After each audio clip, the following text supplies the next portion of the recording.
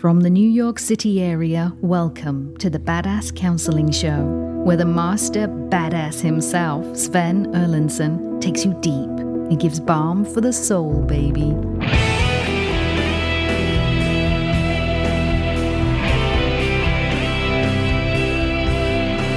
Hello there. You have reached the Badass Counseling Show. So nice to see you. Thank you for showing up.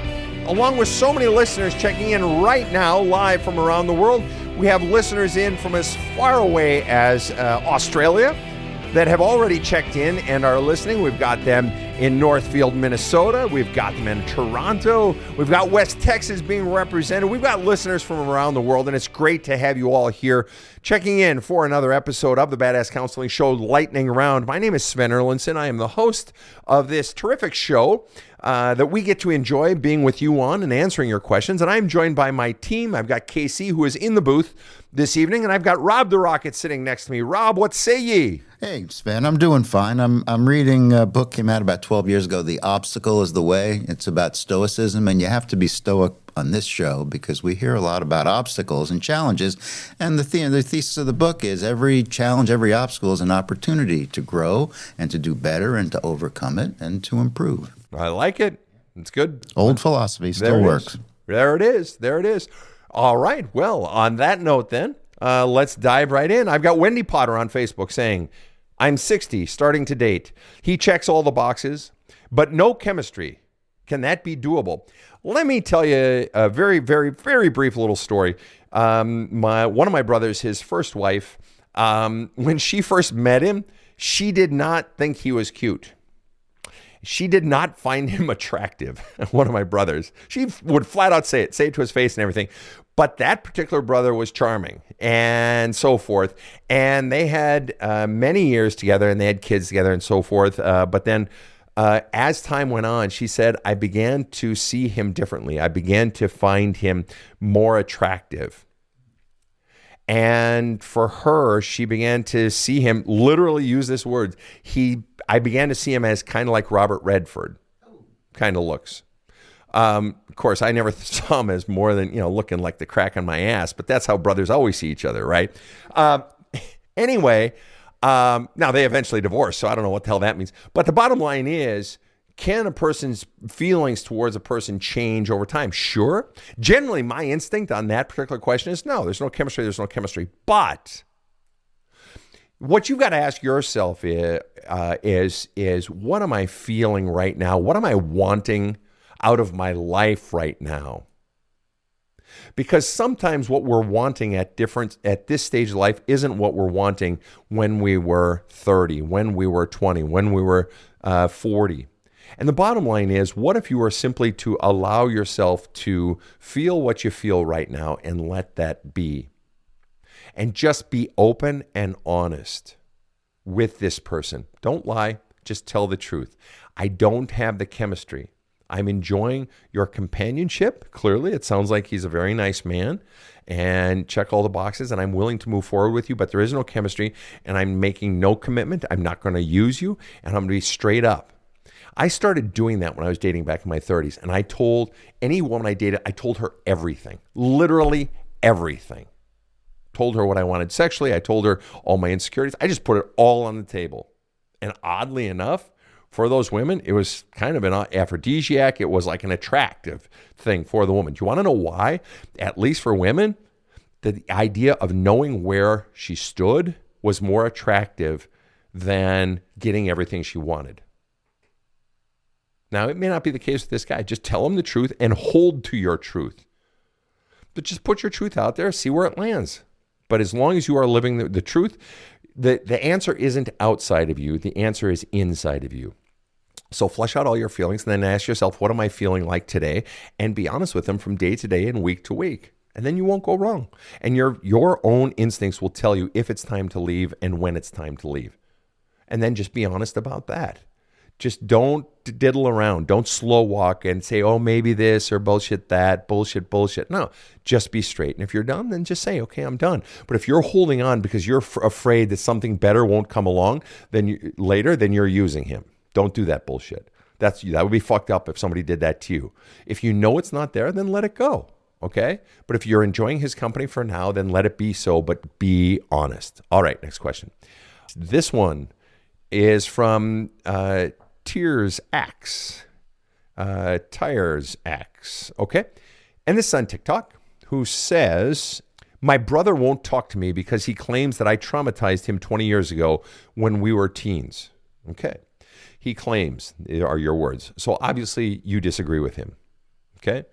And so obviously he won't talk to me. You stated. So obviously you want him to talk to you. You want to talk with him. You want a relationship with your brother, and you're not getting what you want. First of all, the first thing you need to do is you obviously have feelings about this. You obviously miss your brother. And you obviously want him talking to you. The question I would ask you if we were in counseling is I'd ask you the hard question. Do you want him talking to you? If you were to be totally honest, do you want him talking to you so that you can have a relationship with him and you guys can have a wonderful relationship? Or do you want him talking to you because it's his job to make you feel good about yourself? Now, that's a fucked up question. But this is why I call it badass counseling. You're paying me to ask you the hard questions, okay? Is it possible you're just using him to make you feel good about yourself? That as long as he's talking to me, then it makes me feel like I'm a good person. But if he's not talking about me, it must mean I'm a bad person. Well, then you're kind of using him. But let's just assume no, I just want a relationship with my brother. So I don't like the fact that he's not talking to me. But then you want to say he claims that I traumatized him, which is your... You even stating it that way says you don't agree with him. I did not traumatize him. Fuck him. Okay, there is no chance of you two having a relationship by you completely dismissing and disregarding what he sees as his truth. And his truth is you fucking traumatized me. Now, until you can open up on your side to the possibility that I might have traumatized my brother, you're fucked. You and your brother will not have a relationship, period. He's drawn the line. And I'm not saying this. This is him saying this. And I'm betting he does want a relationship with you deep down. Siblings love each other. And you have the opportunity to, at the very least, first of all, what you should do is you should write him a letter that you don't send. And we don't send it because there's no point in sending it. You're not going to win him back by sending the letter. But what you are going to do is you're going to start to get out all of your feelings. And you should be journaling about everything you feel towards him. Hatred, anger, sadness, disappointed. Fuck you. I didn't do anything wrong. You should be flushing all of that out of you. Okay? And then what you should do is you should begin to open up and explore how might I have hurt him. Open up to the possibility that maybe I did. I'm not saying you're going to agree with it or that you like it, but if I hurt him, how might I have hurt him? And then bullet point list possibilities. And this is where we've really reached into next level shit with regard to our relationships. And if, let's say you're a parent who has been alienated or disconnected, your child has walked away from you, your adult child. This is what you have to do. You have to begin to ask yourself, how might I have hurt my child? Or if someone has broken up with you, how might I have hurt them? And you have every right to say, how did they hurt me? But in this case, your brother is saying specifically, you hurt me. Okay, well then you might be, if you want that relationship, or even better yet, if you really want to go next level, if you want to help your brother heal from the pain that you might have caused him, then ask yourself, how might I have hurt him? And your ability to really be honest and look at that is a testament. And maybe you don't see anything there, but what if you were to open up to the possibility that maybe you did? And if you did, then what if you were to journal about that and how you might have hurt him and what that might have been like for him and how it makes you feel to know that I hurt him or might have hurt him? Now you're going serious next level, because in any relationship, whether it's my relationship with Rob or with my girlfriend or with my daughter or my son or whatever, I always need to be looking at how I'm part of the problem. I have to. That's called just being responsible in life, right? If I lose a customer, how am I part of the problem? If I have a blow up with the airline that I flew and my baggage got lost, how am I part of the problem? Okay. Now there are those situations where we're definitely not part of the problem, but those are rare. Okay. So if you were to go back and look at that, then imagine if there were something there and you were able to admit it and look at it and say, wow, I can see where I hurt him. Imagine the bouquet of flowers it would be for you to go to him or write him a letter even and say, and I'd recommend writing a few practice letters first, flush it out to your system so that you're good and clear and relaxed when you write it, but then go to him or write him a letter and say, I did hurt you, and I can see where I did it, and it was on X, Y, and Z here. Now, if there are any other ways that I hurt you, please let me know, because I'm open to owning it. And I had to do that with my own children. And I've left the door open. If you can think of other things where I hurt you, because I want to take the rocks out of that bag on their back that I put there by the ways that I hurt them. All right? I want to do that in any of my relationships. Why? Because I want to help people heal from pain I've caused, so that I'm walking with a lighter footprint in this lifetime. So you have that opportunity. Now, maybe what you'll discover is, no, I absolutely did not hurt him in any way. He's fucked. Go fuck him. Okay, fine. But he's convinced you did. And so your relationship, it sounds like, is pretty much fucked. But if he's right, or if you did hurt him and you believe you didn't, if he believes you did, unfortunately, you may have just lost a relationship with a loved one. All right, next question. Judy B on TikTok says, is it possible to have a relationship with a parent who won't take accountability, or am I better off no contact? Is it possible to have a relationship with a parent who won't take accountability? Oh, sure, it's possible. Yeah, it's just what kind of relationship do you want to have? Plenty of people have relationships with parents who don't take accountability. Oh, it happens all the fucking time, and it's fucking miserable. Until there's another thing, and that is, if you've actually gone into and done the work of realizing my parent is never going to take accountability, and if you actually face the parent of your childhood, you don't ever have to face or confront the living, breathing parent in front of you now. But if you actually go inside and face the parent of your childhood or of your teen years, and you go in and you address all of the feelings of your childhood self and your teen self, and you begin to bring all of that up and flush it out, and all the feelings you feel towards that parent of your childhood, and get it out and get it out and get it out and get it out. Maybe you'll go no contact during that period, but one of the stages of evolution of that whole sequence that some people come to, and some never get there, some choose not to go there, is that you realize I can now be around my parent and I don't need their validation anymore. I don't need them to take accountability anymore. But not needing them to take accountability is something you can fake, but it's not real.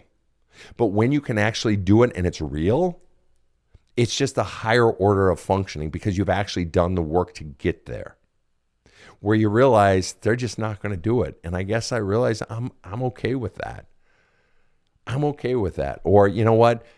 Dad was the perpetrator of X, Y, and Z, but, and mom allowed it to happen, but mom's just, I love ma, or vice versa, whatever. And in order to have access to ma, I kind of got to put up with dad. And I've come to the point, I've done all the healing shit that, Sven says on dad, and I realized I want to be around ma. So I guess I've sort of gotten used to being around dad, and dad just sort of is what he is. And I've grown to accept that based on the fact that I know I'm never going to get it. But that requires a higher order level of healing work. So you ask, am I better off having the relationship or going no contact? Honestly, what I recommend is you trusting yourself. What I recommend is you going inside of yourself and being honest about going back there and finally speaking the truths of that 7-year-old self and that 17-year-old self in your journaling and in your letter writing that you don't send, and finally looking at it and what the fuck your parents actually did you back then. Again, you don't need to confront your living, breathing parent today. You can, but what needs to be confronted and put into words is all the shit that was being done there, and you need to go back and protect that child in your journaling and in your letter writing and attack that parent back there.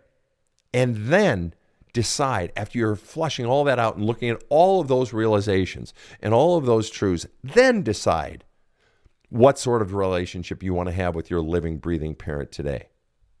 Because in a way, those can be two completely different and unrelated sequences. I always tell my clients, I can heal you without you ever having any confrontation with your living, breathing parent. I don't need you to confront your parent or cut off your parent or have a relationship with your parent. I don't need you to do anything with regard to your parent in order for me to heal you. That's irrelevant. You want to have a relationship? Have a relationship. What the fuck do I care? You want to cut them off? Cut them off. What the fuck do I care? That's your decision. I can heal you of the past. You can heal yourself of the past. All right? But it requires the courage to go in and welcome up all the real feelings. And for the first time in your fucking life, to feel all the real feelings. And to look at the real fucking truths and the implications, the fallout of those truths. such as the truths of, holy fuck, they never really were parents. They were shit parents. Or, holy fuck, dad never loved me. Holy fuck, I have been alone the whole time. I wasn't bad. They were. And a lot of people, just as an aside, a lot of kids who are now 40 or 60 or 25 are realizing it has been safer for me to believe that I was bad than to admit that they were. Safer to believe that I was the problem than to admit that they didn't love me. Why? Because if I believe I'm the problem, then I can protect the belief that I am still loved by someone. Then I'm not alone in the world. Put that one in your fucking pipe and smoke it. All right, next question. All righty. Here's a quickie. Michelle asked the question. Why do adult kids act immature emotionally and live on their own? I see those two things as independent of each other, living on their own and acting immature emotionally. And I'm not being facetious here, Michelle. I'm genuinely trying to understand your question. Why do adult kids act immature emotionally? Rob, you got any thoughts on that question? Shouldn't they mature emotionally before they go out on their own? Is that what she's saying, maybe? Maybe. I mean, if it's just why do adult kids act immature emotionally, I mean, I've got 70-year-old clients, 80-year-old clients, 45-year-old clients acting immature emotionally. I act immature emotionally at times, okay? I live on my own. I have a feeling that maybe you lost a word or two in your question, that something got lost there. Maybe it's they're living on their own, but they're still emotionally immature, and that's something's wrong there. Yeah, that could be. That's a good interpretation. I'll take Rob's interpretation for a spin. If that be true, the truth is we all mature in different ways at different speeds. I did not mature financially until probably my mid-30s. Maturing emotionally, in some ways, I matured at a very early age. You know, my mom used to say to me, Sven, of my kids, the other kids do, but you are the one who is quickest to apologize. So in that way, I matured emotionally quicker, but in other ways, I matured emotionally much slower. My siblings will attest to that, Sven, you arrogant dick. So I genuinely want to help with that question. I just don't fully understand it. And we're going to take more questions right after this quick break. I've read so many self-help books, and I always get something good out of them. But when I dove into There's a Hole in My Love Cup, well, it changed me. I cannot recommend this book highly enough. My copy is very dog-eared and highlighted. Thanks, Sven, for writing it. I love There's a Hole in My Love Cup, and believe you will also.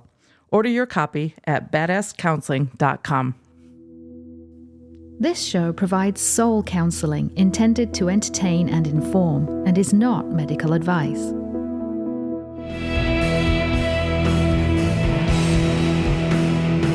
Now, back to the badass. And we are back with the Badass Counseling Show live Q&A. Nice to have everyone here. Thanks for checking in. I have a question here from Tracy over on Facebook, who says, my ex and I just broke up 3 weeks ago because I wasn't, quote, spending enough time with him and giving him what he wanted, end quote. Because I had to work my other job. He ended up going back to his ex before me, the one who cheated on him, but he straight up lied to my face, told me that they had trust issues and he wouldn't go back. Any advice? Well, obviously you're hurting over that, Tracy. Because what you're basically saying is he said he'd never go back to her, and now he's back with her. In other words, it's making you very sad. It's hurting your feelings, right? And you're sad.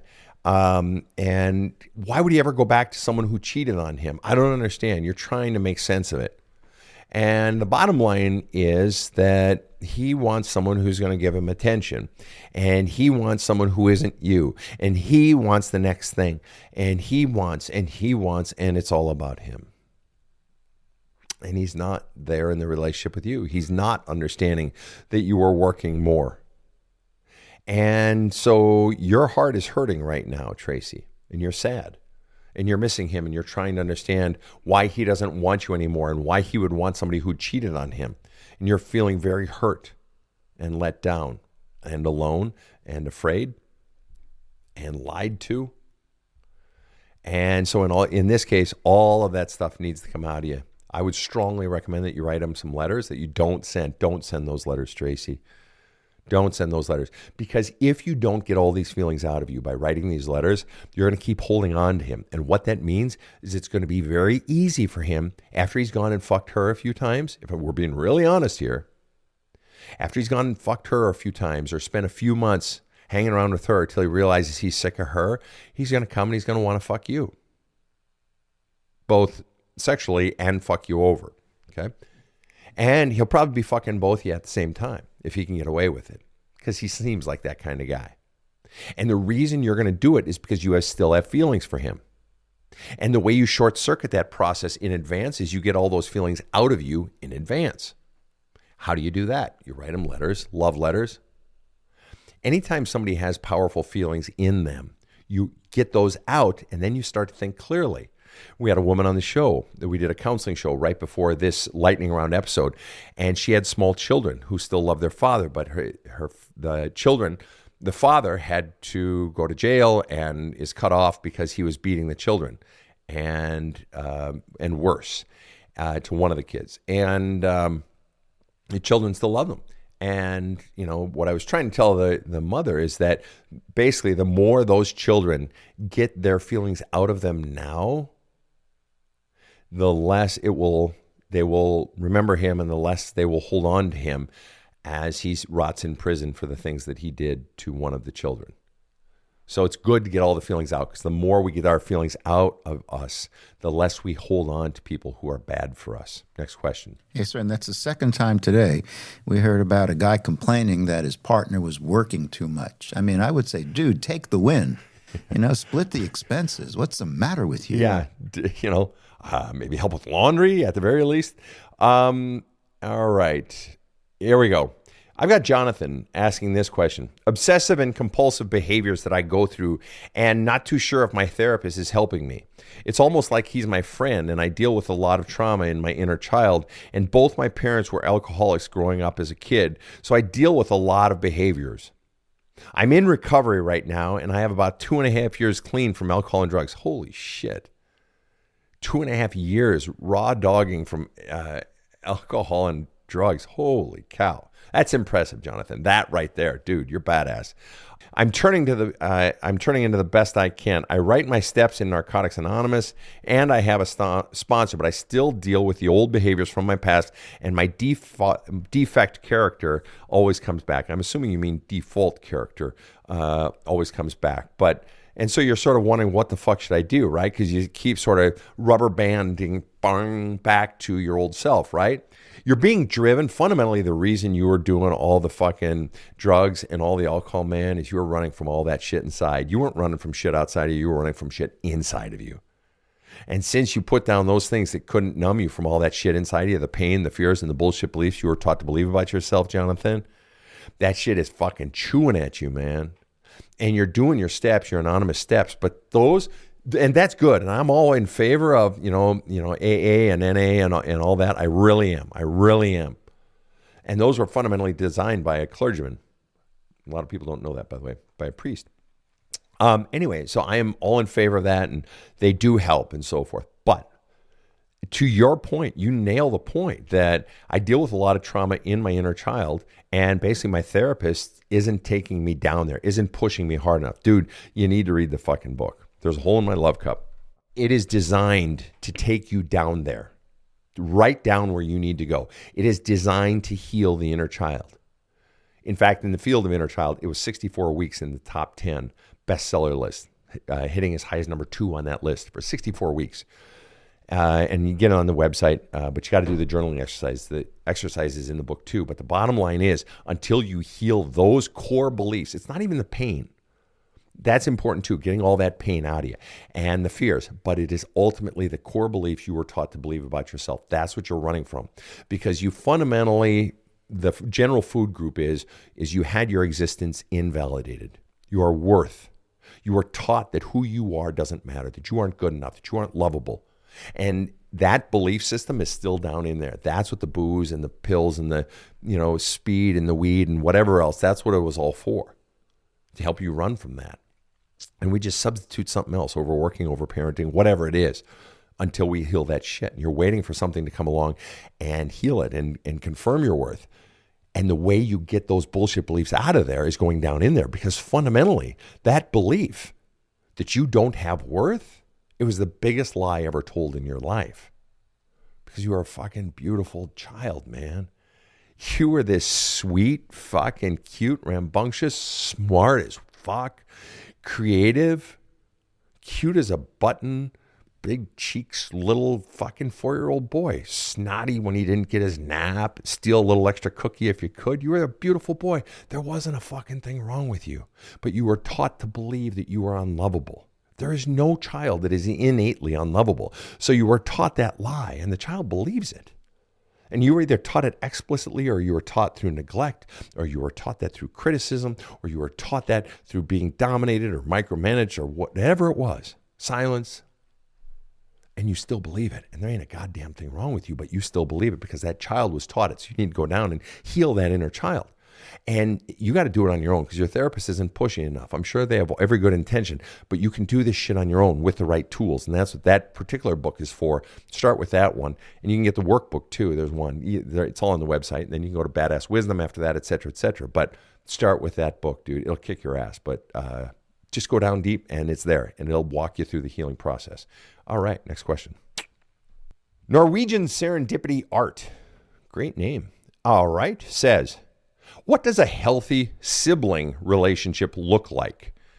And then puts in parentheses, in 50s with aging parents.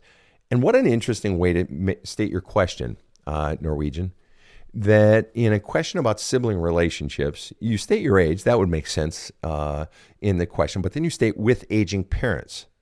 So you're implying that the status of aging parents is impacting the sibling relationship. Otherwise, why would you have stated it? In a way, it really doesn't look any different from a healthy friendship. Well, first of all, you know what you want from the relationship. Any healthy relationship starts by you knowing who you are and what you want. What do you want from this relationship? I have different relationships with each of my 5 siblings. I have different types of closeness with different siblings. I have a couple siblings that I'm politically close to, a couple that I'm not. I have one that I'm close to in terms of we have the same mentality. I have one brother who's very, very intense, just like me, and he's the only one of us 5 brothers. My sister and I are very close.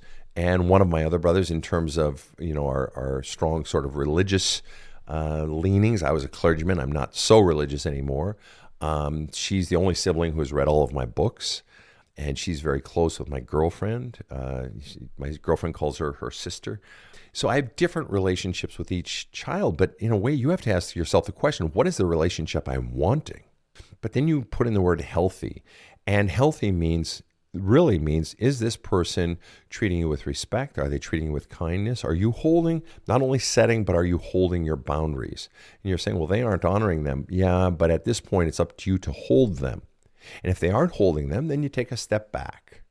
You don't have to fully leave if you don't want to, but you have every right to take a step back. But the mere fact that you include the notion that you have aging parents seems to imply that you feel you have some sort of obligation to your parents to have a relationship with your siblings, which you don't. You don't. It's still your life. You can live your life your way. And you are not obligated to eat shit from anybody. So those are a few pointers on that one. Jill over on Facebook says, is it true that you won't know if you're healed until you get in another relationship and get triggered? No, I don't believe that.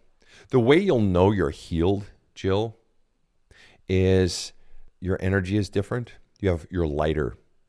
You feel relief as you do more and more of the work. You feel lighter. You're clearer in your thinking. You're going to get triggered in your next relationship. There's no way to not be triggered. Nobody gets out all their fucking triggers. That's fucking bullshit. There is no way you can possibly get out every single emotionally charged memory from your past. I've told you guys before on the show, I'll wake up in the middle of the night and I'll be like, oh my God, I was in Miss Ellingson's class in 10th grade biology. I can't believe I said that. I was like fucking 15. I'm 9 now? What was that, 44 years ago? And I'm getting embarrassed. Oh, God. So then I'll journal about it, or I'll use a releasing technique and I'll get that out of my system. So there's an emotionally charged memory. And emotionally charged memories are what are being triggered when something happens outside of you. I was releasing just today on an emotionally charged memory of a speaking event I did just last year at the top acting school in the country, at Lee Strasberg Institute. And a mistake I made, and I was embarrassed. And I was releasing on it just today, doing some releasing exercises on it just today. You'll never get out all your triggers. If that's the benchmark by which you'll know you're healed, you're fucked. Jill, you're fucked. No, the way you know you're healed is your energy is different. Plus, you know that no matter what happens, I'll be okay. That no matter what comes down the pike, that I have done the work of healing the biggest, dirtiest, nastiest, scariest, ugliest, hairiest shit from my past. That anything new that comes, it may knock me over. I'm not impervious to pain, but I know how to deal with it, and I have the tools. And I've healed myself in the past, and I'll be okay. Okay? That's how you know you're healed. And you're lighter, and you're clearer, and you're stronger. That's how you know you're healed. All right, next question. Mystic Lightning says, at what point do I vouch for my own understanding, and when do I listen to others? Who do I trust? If you're, the short answer is if you're still asking that question, you can't vouch for yourself yet because you don't trust yourself yet. And in a way, Mystic Lightning, this is really very related to the question Jill just asked, because you'll know you're healed when you innately trust yourself. I am always listening to those around me. And it's like I have an internal sensor of whose words I weight, how heavily I weight them, like on tests back in college or grad school or high school, that true false questions were each 2 points. Then the multiple choice questions were each 5 or 10 points. And then those essay questions at the end were each worth 50 points. They're weighted differently. My girlfriend, her words in my life, I always tell her, you don't have to yell at me. You simply, and you don't have to say it even 5 times. You saying it once, because I trust you so much. We've been together so long and I trust you so much. You saying it once, it's in me. I used to say the same thing to my kids when they were young. You don't have to yell for me to hear you. If you make a point, I've heard you and I am considering it. I'm the one person in your life you don't have to yell to be heard with. I do hear it and I do take it seriously. I may not act on it right away, but I am taking it seriously. Okay. Whereas there are other people who can talk and talk and talk, and I'm just not. I've tuned them out because they've lost my trust or my respect or whatever. So you can listen to whoever you want, but in the end, you are synthesizing all of it, or culling with a U, who's and what is important to you. But in the end, you've got to be able to push all that out and tune into your authentic self. So at what point do I vouch for my own understanding? You have to get out fundamentally. So what's blocking you right now, Mystic Lightning, is you still have other voices and messages inside of you that say you have to listen to them, and they're causing you to distrust your own self. You still have shit from your childhood and that your inner child has not been healed of yet, because you can't hear your own voice yet. And you have to get those other voices out of you, and all the emotional charges attached to those memories. That shit has to come out of you. And it's not a process that has to take a long time. And it is a process you can do on your own. And again, this is why I've written the book, There's a Hole in My Love Cup, to walk you through this exact process. But the more you do that, you will hear your own voice, and you'll be able to take in someone else's voice and words and still be able to hear your own voice. And you'll be able to take pieces from what they say and still hear your own voice. I took a piece of advice from Rob recently. I asked him for advice on his blinds. He has mechanical blinds in one part of his house. And I asked him, and he said, well, this company is really, really good. I started with them, but then I wish I would have used this company. And I inquired of both companies, and I'm still trying to decide which one I'm going to use. I like one product better, but I like the customer service of this one better. And so I'm still sorting it out. Well, Rob, when it comes to stuff around his house, you should see his fucking house, just because he's such a great decorator. This guy just has taste, right? But he always knows how to do it for cheaper. He's just not cheap, just less. And it's just like, so I trust his insight when it comes to decorating. It's awesome. The guy's got fucking class, man. But in the end, I trust myself based on what my income or my time frame is to work with the particular rep from the company or whatever it is. In the end, you still trust yourself. All right. Next question. Shiploaf asks the question. My mother ignores that he, deceased father, molested my sister. How do I move on? And then adds the word her. My mother ignores that her deceased father, there it is, got it. My mother ignores that her deceased father molested my sister. How do I move on? So in other words, your sister was molested by your grandfather and your mom ignores it. How do I move on? Can I be really honest with you, Shiploaf? I mean, if you and I were just talking straight and I said, do you want me to talk straight?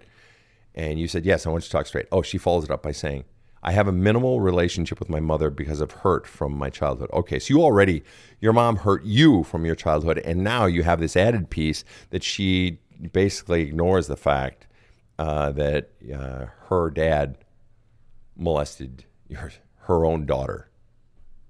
Her own daughter. Okay. Listen, you can do whatever you want, but if we're being straight, what your mom is fundamentally doing is that she is protecting her father at the expense of her daughter. She refuses to acknowledge, admit, and talk to her own daughter about the fact that her father molested her daughter. And what I guarantee is sewn up in that is not just that she is protecting her father, but she is protecting herself. Because if she admits it, if she even allows the conversation, she would have to open up the floodgates of all the guilt she feels that she allowed it. Even if she didn't, even if grandfather did it behind her back, completely unbeknownst to her, the guilt that she would feel if she is even an ounce of a feeling human being, the profound guilt she would feel that she allowed that to happen to her daughter. But the mere fact that she isn't acknowledging it says she's probably not the person who would allow herself to feel the guilt. And maybe somewhere in her, she believes she isn't at fault, which is all the much worse. We could be understanding of someone who feels guilty over it and who flagellates themselves for, I should have seen it. We just counseled someone on the show an hour ago on the counseling. We did a counseling episode of the show where it was very similar to this. And the mother felt so profound guilt, even though she didn't know it was happening. And she was working all the time and so forth. All right? No. The mom is protecting herself from looking bad, from feeling bad, from the fears the daughter attacking her, your sister attacking her. The mother is protecting her father. And the mother is quite comfortable allowing her own daughter to feel like shit, to protect herself and to protect her father. Doesn't that sort of answer your question? Your original question, my mother ignores that her deceased father molested my sister. How do I move on? The only reason you can't move on is because you have feelings inside of you that you have not gotten out of you. And I'm willing to bet that you have two primary feelings that are in absolute conflict with each other, and you don't know what to do with either one of them, and both of them have to come out. I'm willing to bet, because it would be perfectly normal to have both of them, love and hate. You love your mother and you hate your mother. And that's the fact. Do you want to know why? Because children love their parents. Fact. We just had on the show this woman, and the children who were beaten and abused by their father still loved their father. And I said to the mother, that's normal. Of course they love their father. The love doesn't go away. They're longing for connection with their father. They're longing for the father to be nice to them. All this. But you also hate your grandfather. So you love your mother, you love your mother and you hate your mother. And you hate your mother not just for the shit she did to you in your own childhood, but you hate her for how she's treating your sister. And you feel protective of your sister. So what you got to do if you truly want to move on, honestly, is dive into those feelings and start journaling them out and start writing letters of hate and love towards your mother, or whatever feelings, because what's keeping you connected is those feelings of love and the feelings of hate. And until those are out of you, they're still in you, and that is what's keeping that umbilical cord to your mother. All right, next question. Wendy, following up from the question at the top of the show, Wendy says, I think this man, this was the one who he checks all the boxes, but she doesn't have feelings for. Wendy says, I think this man will run if I say I'm not attracted to him. He's kind, funny, and makes me feel safe. I feel like if I say it, I might miss the right person. I haven't felt attraction to the last 15 one and done dates. Yeah, well, Wendy, he might leave you, but don't you have the responsibility to be honest? Aren't you otherwise using him? You're keeping him around, wondering if it might come around. You're withholding the truth from him.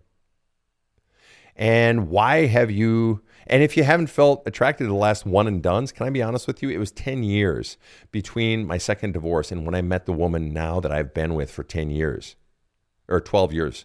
Okay, so there's 10 years of not being with someone. And I fell in love a couple times, but didn't date beyond, a few dates or whatever. But I've been with this person for 12 years. You may go a long time, and you got to settle into that. But don't use him. That's not cool. He may leave you, yeah. And you don't want him to leave you, so you're withholding the truth to keep him around in hopes that it may change. But I think it's also as a little bit of a security blanket there, Wendy. Wendy, you got to play honest there, Tiger. And, you do what you want, but you got to be honest out of respect for the guy. Because if he were doing that to you, you'd be pissed off, right? Women, if it were on the shoe of the women would be like, oh, he's such a jerk. Well, now it's the woman doing it to the man. You can't do that, Wendy. You got to be open. You got to be honest, and let's just fall where they will. And just if you are honest with them and say, hey, I'm not attracted in that way, it might come later, but I'm going to be honest with you. I don't know, but I just owe you the courtesy of honesty. And if he's a decent man, he'll say, you know what? I respect the fact that you were honest with me. All right. Now you're living as an adult. Okay. Next question. Michelle Jansma on Facebook asks an interesting question. What is the difference between apathetic behavior and detachment? I am a healing codependent. I am the chaser and my hub is the avoidant. Just so you're aware, Michelle, normally I don't answer questions that have psychological jargon in them because I'm not a psychologist. Okay. And yours is chock full of it. However, I'm going to do quick translations on what I can, and we'll see what we can do with it. And if I miss the mark, you correct me, okay? What is the difference between apathetic behavior? Just so we're clear, apathetic, the A at the beginning means not, and pathetic is pathos, so non-feeling. I have no feelings for something, okay? Apathy. No feelings one way or the other, right? And detachment, just detaching, cutting off, right? What is the difference between apathetic behavior and detachment? Okay, first of all, apathy is a feeling. Apathetic behavior is engaging in behaviors that have no feeling behind them. Detachment is where I am not engaged with the person. The difference between apathetic behavior and detachment is if I'm engaging in apathetic behavior with you, Michelle, you and I are engaging. We are interacting, but there's no feeling in it. Have you ever been in a relationship? Well, guess who just gave us an example of a relationship where there's no feeling? Wendy. Literally the question I answered right before you. Wendy's in a relationship dating this guy who checks all the boxes, but she has no feeling. It could be argued to some degree, she likes the guy, but she's not in love with the guy. It's to some degree apathetic behavior. Okay? To some degree. Okay. But detachment is, I'm not even engaging with you, Michelle. We're not engaging. Detach is to disconnect. Apathetic behavior is we are connected, we are interacting, but there's just no feeling. It's just like I'm blah towards you. Okay. And then you went on to say, I'm a healing codependent. Great. Okay. Nothing wrong with that. I'm the chaser and my hub is the avoidant. Okay. And you are, just so you're aware, one of the things we can learn from Buddhism, and I am not a Buddhist, but I like to tell people I will steal from anyone. Steal from the Christians. I'll steal from the good Jewish people. I'll steal from the Zoroastrians, the Shintos, you name it, I'll steal. And what is one of the noble truths of Buddhism? That suffering in life is a result of clinging. You want to stop suffering? Stop clinging. The things we cling to have the power to cause us the most pain. When you want something from someone, they have the power to cause you pain by withholding it.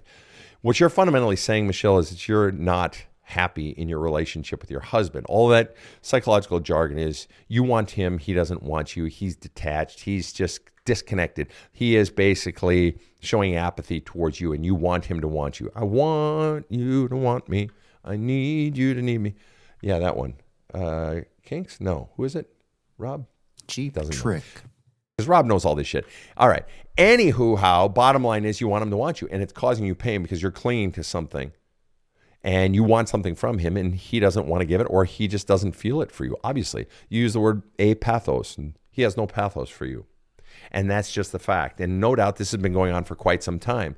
And the realization you are coming to is you keep chasing. You're wanting him to change, but he keeps sending you the message, I don't feel it for you. He's not necessarily saying you're a bad person. Hopefully he's not saying that.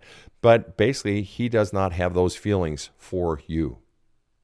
So you were in a relationship with someone who doesn't have those feelings for you. It doesn't necessarily make him a bad person unless he's stringing you along or mistreating you. But he doesn't have the feelings. That's your relationship with your husband. And at some point, you have to face that truth. Really face it rather than stop. You're chasing something that's not going to happen. It's just not going to happen. And he's conveying that to you. And you don't want it to be true, but it is true. And so then at some point, you have to ask yourself the question, okay, do I stay with someone knowing I'm not going to get this need met, this want met ever? It's done. Or do I leave? And so in a way, you want to know what's interesting here, people? This is actually really interesting.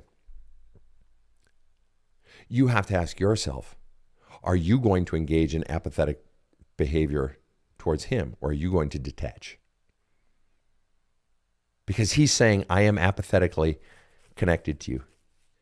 And in order for you to continue a relationship with him, unless you want to keep chasing him in your pathos behavior, your pathetic behavior of chasing someone who doesn't want you and not getting your needs met, you're going to have to become apathetic. You're going to have to basically have no feelings for him, or you're going to have to detach from him. So fundamentally, the question you're asking about him is the question fundamentally you have to ask about yourself. Isn't that an interesting little twist? Yeah, you might say it's a cheap trick. Sorry. Wow. All right. Next question. Tori asked the question, why is it so hard to find a therapist? Well, it's not hard to find them. It can be hard to afford them. It can be hard to find a good one, or it can be hard to find one that suits you. And you got to weed through them. But where it really starts is, do you know what you want in a therapist? Can you define the main characteristics that you want in a therapist? Furthermore, can you define what your goals are for therapy? If I could give you guys all a tip, first of all, I believe that there is good therapy out there. I really do. There are really good therapists out there. And I've counseled enough therapists. I'm presently counseling a couple of psychiatrists, psychologists, a few therapists, some clergy, all right? And they personally say, Sven, there's a lot of bad therapists out there. Okay? So that's not come from me. That's come from them. I am a believer in good therapy, and there are a lot of good ones out there. I really do. Okay? But I'm also a bigger believer in self-work. I really do. I believe so much your healing you can do on your own. If you have the right tools, I'm a big believer. I wrote this book. It's 70% of my counseling method in one book. There's a hole in my love cup. Fuck me, man. Even if you got a shitty therapy or don't have a shitty therapist, or you have no therapist at all, you can do so much work on your own. I did it on my own. I had to get myself out of a 12-year depression of the worst kind, that kind of depression. I got myself out of it because I couldn't find a therapist to help me. All right. And so you can do this. It's just a matter of the courage to go in and look at the real shit. So anyway, I'm going to take one more question here. Yeah, I like this one. This is from someone with no name. As the title of that great series of films were back in the 70s, I think, 60s, 70s, My Name is Nobody. It's just a little star thing is their icon. When a teen ignores boundaries and other adults enable them, how do you regain control? I'm going to assume that this teen is your child. Okay? If this teen is your child, that means you have the power to hold your boundaries. Somewhere in you, you believe that you don't. What other people choose to do, even if it is your spouse, what other people choose to do on their time with your child is their business. All right? You can talk to them, you can encourage them, but in the end, you can't control that. Well, you can to some degree. You can limit your child's time with them unless it's the other parent. You really have no control over that. However, you have to stand up and shut that shit down and not allow it. And there need to be consequences for it. You do not have to suffer any person mistreating you. But the real question I would ask you if we were in counseling is I would ask you the question, what is your fear in standing up and shutting bad behavior down in your teen? What are you most afraid of? And one of the scabs I love to pick, or one of the little fucking hairs I love to pluck on the back of someone's leg. We used to do that back in football in high school. We'd pull and my brothers would do it. We'd do it to each other, pull the hair on the back of each other's legs just to fuck with each other. Guy shit, boy shit. Anyway, one of the hairs I like to pull off the back of people's legs, metaphorically speaking, is this question. Parents, especially young parents, what is it you most fear happening if you stand up to your teen and shut them down and hold your boundary when they are transgressing your boundaries? What is it you fear? Now, I'm willing to bet, and I could be wrong, I'm willing to bet that somewhere in you fear, or I would actually just pose the question this way. What percent do you fear your child not liking you if you set boundaries and hold boundaries? What percent do you fear your child getting mad at you, saying things like, I hate you, Mom, or fuck you, Dad, I hate you? What percent do you fear them not liking you? Or what percent do you fear them not liking you someday? That's a big one for a lot of parents right now. And it kind of gets in my craw a bit. And I got to fucking jack them up a bit. It's like, come on, that's weak tit parenting. All right? You got to heal your own shit because you're fundamentally using your child to get your emotional needs met. Now, maybe it's not in your case a being liked thing, but something is operating inside of you that is causing you to not hold your boundaries. And you got to go inside and you got to flush out your fears.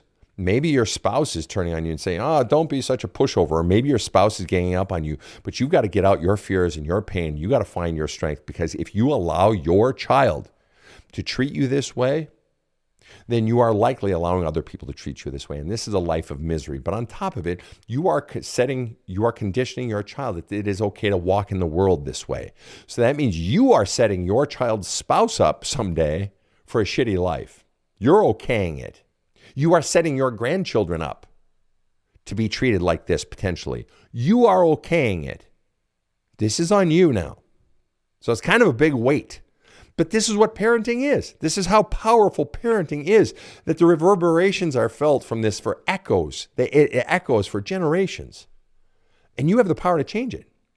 But you got to heal your own shit inside. You really do, because something is keeping you from standing and holding your boundaries. And I believe you have it in you. You got the strength, but you got to do the fucking work inside of you. Get the book. There's a Hole in My Love Cup. For those of you who are enduring cheating in your relationship, in your love life, my latest book, Cheating Sucks, just came out this past week, a week and a half ago, and it is available on Amazon.com as paperbook. Actually, paperback and audiobook, both available. Audiobook and paperback at badasscounseling.com. Cheating Sucks. When the bomb hits and your life explodes, it is completely different from every other cheating book out there. It does not push you to make the relationship work. It does not push you to get out. It helps you heal before you make the decision, because the truth is you are in no position to make that fucking decision. Furthermore, it is the only cheating book ever written by someone who was cheated on twice, cheated on one spouse, very, very young, and was also the co-cheater in over 30 relationships with 30 women who are cheating on either their husband, their wife, or their partner, and who also has had a counseling practice for 30 years. So I've seen it professionally and personally from the inside and the outside. It's as deep and thorough a cheating book as always, and it's in my usually colorful language. So, Rob, good episode. Any thoughts? Very good. You know, you and I worked on the audiobook, and I actually really enjoyed it. I thought it was really insightful, and I got a lot out of it. Appreciate your saying so, Rob. Appreciate it. And I not just saying that because you're the boss. I really did. You're the boss, Rob. And I'm grateful for all of your hard work on the book.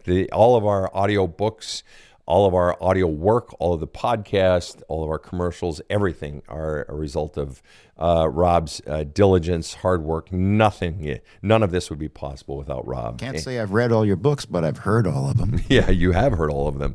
And you've We are only able to hear them because you hear them. I just hear them ringing in my head. Get out, get out, get out. And Rob takes them out and turns them into something functional. So that being said, thank you so much to everyone for tuning in. Thank you all for your great questions and for just the fun, to be honest with you. Thanks for the fun. To everyone tuning in around the world, whether you're tuning in from Australia, New Zealand, Great Britain, Belgium, or anywhere across the U.S. or Canada, have a kick-ass day. The Badass Counseling Show is strictly copyrighted. No copies may be made without the express written consent of the Badass Counseling Show, LLC. The Badass Counseling Show is produced by Karen Camparelli and Robert H. Friedman. Executive producer Sven Erlandson. Original music by two-time Emmy Award-winning composer Trevor Morris. Have a kick-ass day.